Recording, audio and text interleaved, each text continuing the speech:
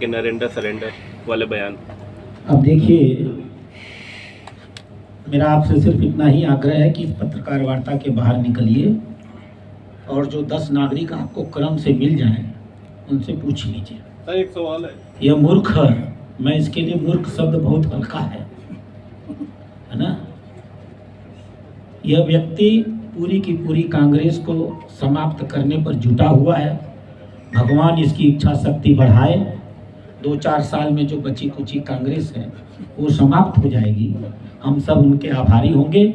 अपनी इसी बाल बुद्धि से वो लगातार देश के विरोध में बोलते रहें, ईश्वर उन्हें ऐसा ही आशीर्वाद दे। सवाल है भारतीय जनता पार्टी अकेली एक सरकार है ये 75 सालों में, 78 सालों में, जिसने इस देश के संविधान को मजबूत करने का काम किया है।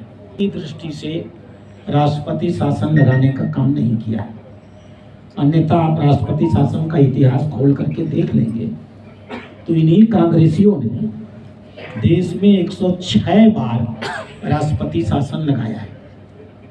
यही कांग्रेसी है, देश की जनता नहीं भूली है, जिन्होंने 1975 में इस देश को आपातकाल लगाया था, नागरिकों की जबरन नसबंदी की थी, 1.5 लाख लोगों को उठा करके जेल की सीटों के भीतर फेंक दिया था और पूरे देश को अपनी पार्टी का गुलाम बना लिया था। उस जमाने में लोग कहते थे इंदिरा इज इंडिया और इंडिया इज इंदिरा। अब कांग्रेस में यह परंपरा पुनः जन्म ले रही है।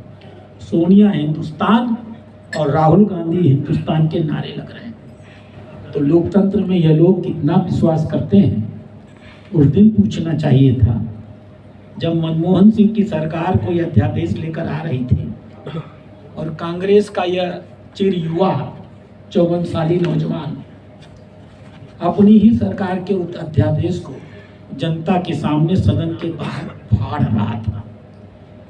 तो किसी भी पार्टी को, कम से कम कांग्रेस को, तो कभी भी इन विषयों पर संविधान के बारे में भूलना ही नहीं चाहिए। ये देश अच्छी तरीके से जानता है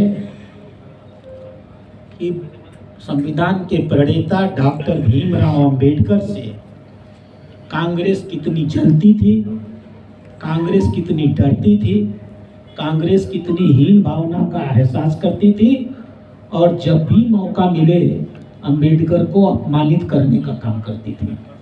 इतिहास के पन्नों में जाकर के देखिएगा, इस देश में जो पहला